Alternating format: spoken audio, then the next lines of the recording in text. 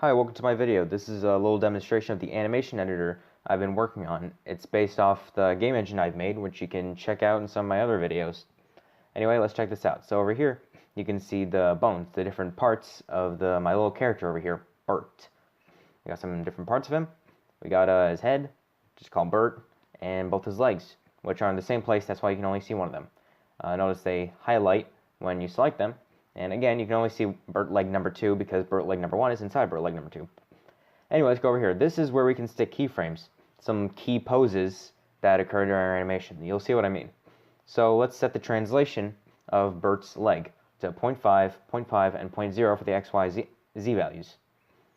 So let's add that keyframe for that position. That's the translation from the origin. And so let's set that at 0 frames. So the first frame of the animation. Let's add that.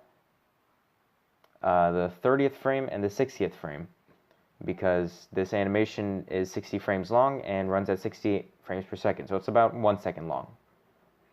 So let's change something up here. Let's set this to 0.65.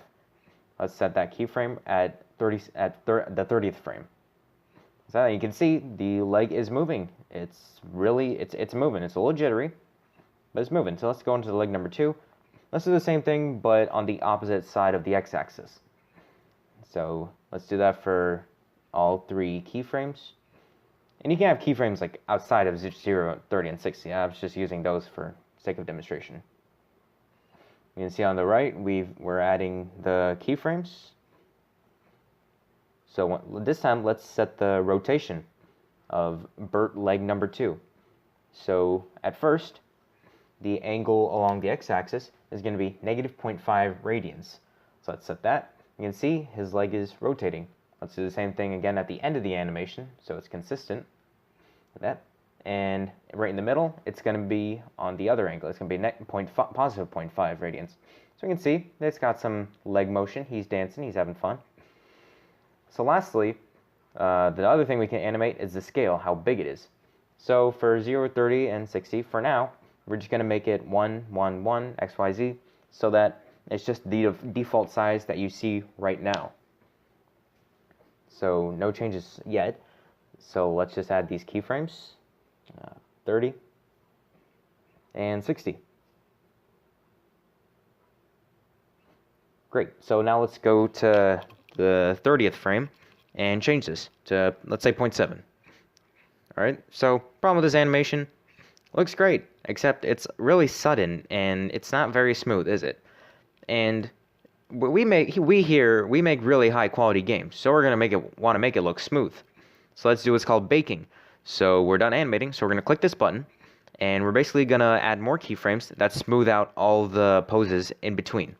You'll see what I mean? So basically, there will be more keyframes added between these 3 keyframes that smooth it out in between each critical pose. So hit bake. You can see there's a lot more keyframes now for each bone. And these just smooth out the values in between. As you can see, it looks great. I'm going to get a little technical here. The way I interpolated or smoothed it out in between each keyframe was how much it changed for each frame. I used that as a cosine graph, and that's the derivative basically of how far in between each keyframe the leg or body is. So the cosine graph, the rationale for using the cosine graph is basically at the middle and right in between the 2 keyframes, it should be going the fastest, and at either keyframe, it should be going the slowest. So it's not just sudden; it's gradual. So let's hit compile, and what this does is this saves our animation to a nice little line of text. So we can save it, and then we can load it up later. So to demonstrate this, I'm going to edit the animation a little bit. Let's go over to Bert. Let's do something crazy here. At 30 frames, we're just going to set the scale to 50, right? You can see Bert's having a hard time. He's not looking so good. Kind of jittering. So let's just load the animation we saved. And boom, it's smooth because that's the same animation we had already saved. So this is just a fun little demonstration of what I've been working on. I'm definitely going to use this animation system and this animation editor in more projects that use this engine. So subscribe to stay tuned for those. If you want to check out some of the other stuff I've been working on, You can take a look at my website or just look at more videos on my channel.